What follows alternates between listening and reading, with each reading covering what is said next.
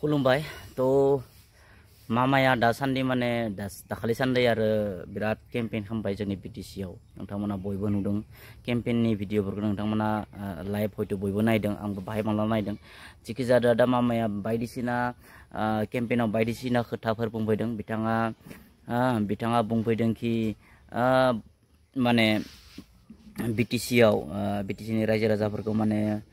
प्रथम श्रेणी नागरिक बा द्वितीय श्रेणी नागरिक बेजों माने विभाजन डिवाइड एंड रुल खालामदों माने फार्स्ट क्लास सिटिजेनशिप होमबा सेकेंड क्लास सिटिजेन बेबायदि माने विभाजन खालामनो नागिरदों आरो जोंखौ माने भटनि खाथिराव बा पावाराव फैनायनि खाथिराव बेबायदि बाथ्रा बुंनायफोरखौ जों नुनो मोनगासिनो दङ तो जोङो संबिधानाव जोङो फरायनाय मोनदों जेरावनोखि बेबायदि बाथ्रा लिरनाय गैया जेरावनोखि फार्स्ट सिटिजेन सेकेंड सिटिजेन बेबायदि प्रथम श्रेणी नागरिक बा नैथि श्रेणी नागरिक बेबायदि लिरनाय गैया संबिधानाव किन्तु दिनैनि बे समाव माने बिजेपिया पावाराव फैनो थाखाय मामाया बेबायदि बाथ्राखौ जों बुंनायखौ नुनो मोनदों तो नोंथांमोनाबो नुगासिनो दं बेफोरबायदि भिडिअ एकमात्र माने बुंनो थाङोबा माने पावाराव फैनो थाखाय बेबायदि बाथ्राखौ बुंदों दा बेबायदि बुंनाय लोगो लोगो बै जायनिखि गुबुन हारिफोर नङा होमबा गुबुन हारिफोराथ' सानखासिगोनलाय नंमारगौलाय जोंखौ माने बिसोरो नैथि थाखोनि माने नागरिक हिसाबै बाहायो होननानै माने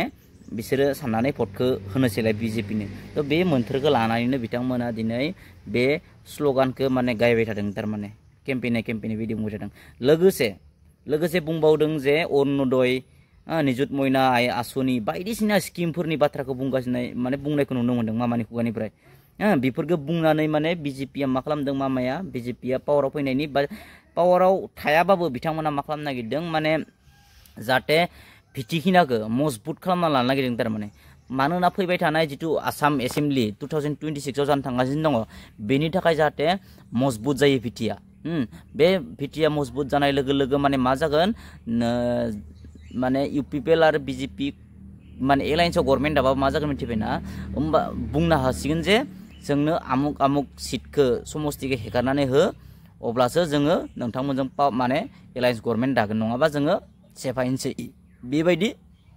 मोनसे थासारिया फैनो हागौ आं बेबायदि फैगोनखौ माने नुहुरो आरो मानो होनबा नोंथांमोना बयबो मिथिगौ अगपक 3 तारिखआव मा खालामना दोनखो सेस पंगु 3 तारिखआव दा बिसोरनि टारगेटानो बेनो नङा होमबा आसाम एसेम्बलिनि इलेक्सन जानो थांगासिनो दङ तो बेयाव जाहाथे सिटखौ बारायनो हायो मानो होनबा बिथांमोना आसाम माने आपार आसामथिंगालै सिटखौ मोननाया खम माने एकदमबारे खमिसिगोन माने आपार आसामथिं ना बेखायनो बिथांमोना जोंनि बिटिसिखौ नोजोर होदों बिटिसिआव 15टा दङ 15टायाव 6-7टासो मोनबाबो बिथांमोना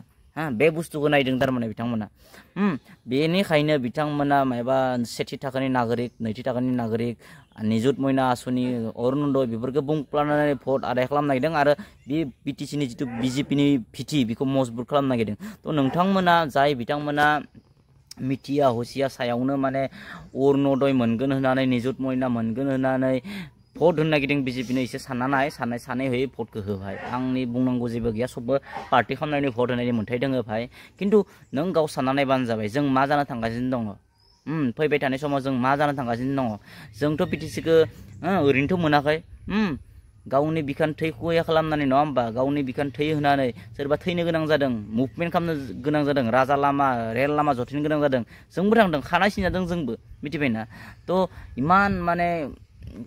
गोलाव संग्राम खालामनानै मोननाय माने जिथु एकर्ड बेखौ जाहाथे नोंसोरो ओरैनो थांहोआ आरो सानै हयै भटफोरखौ होबानो जाबाय जायफोरा पार्टि खालामदोंथ' बिथांमोनखौ माने बुंनो गोनां गैया सबबो पार्टि खालामो दिनै माने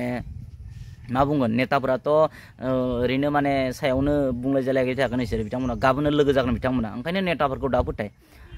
नोंहा मोन्थाय दोङो सोरखौ पावाराव दोननांगौ सोरखौ एमसि बानायनांगौ नोंहा मोन्थाय दोङो मानो होनबा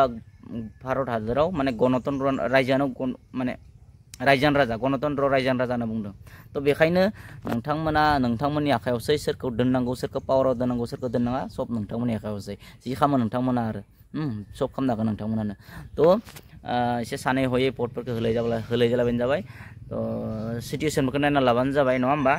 दाथ' बिथांमोना बेफोरखौनो बुंबायसिगोन निजुत मयना मोनदोंना मोनाखै अरुणोदय मोनदोंना मोनाखै बुंफ्लानोसै दानना होगोन नोंथांमोनखौ जुदि बिजेपिनि भट होआ नोंथांमोननि नाम लिस्टखौ दानना होगोन बेबायदि ब्लेकमेल खालामनो हागौ तो एसे सानै हयै भटफोरखौ होबानो जाबाय सोरखौ पावाराव